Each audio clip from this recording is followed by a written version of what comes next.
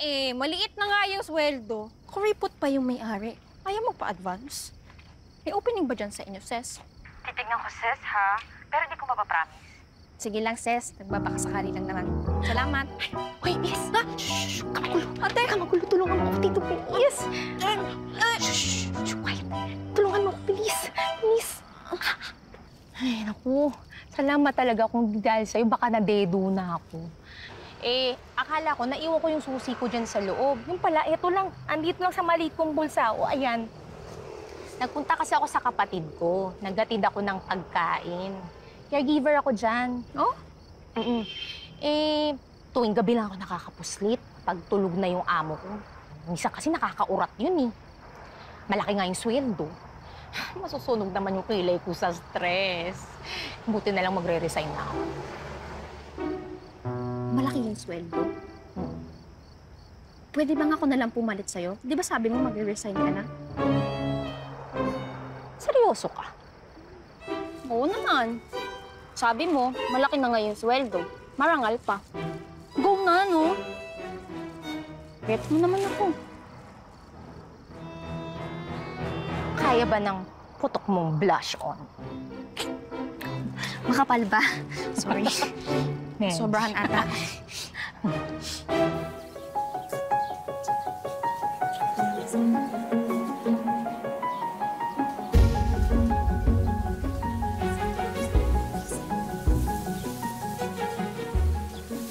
Welcome back. Sinong darating? Huwag ka nga turo ng turo siya. Baka manunong ka.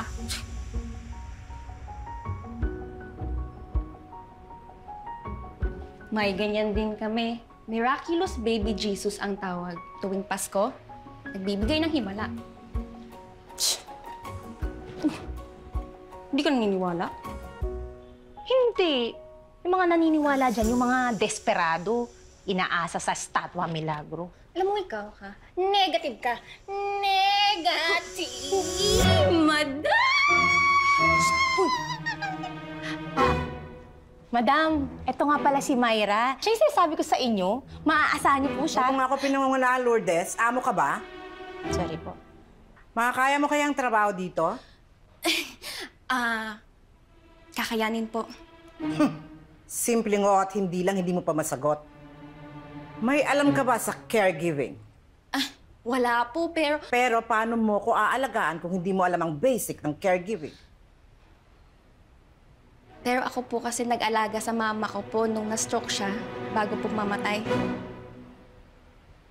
Second floor, across the stairs. Yun ang magiging kwarto mo. Ho? You're hired. O Lourdes, ano pang ginagawa mo dito? Hindi ba nag-resign ka na? Ay, oo nga po pala. Thank you, madam. Opo, alis na po.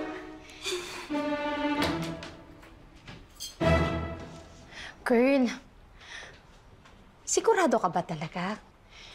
Actually, wala naman masyadong gagawin dito. Nakaka-function naman ng maayos yang si madam. Pero alam mo, kahit hindi niya sinasabi, alam ko, nagbabayad lang yan para may makasama. Ganun ba? Ako, nakakaawa naman pala. Diyos ko! Huwag kang maawa! Ilang linggo lang, gusto mo ng kuluting niyang babaeng yan.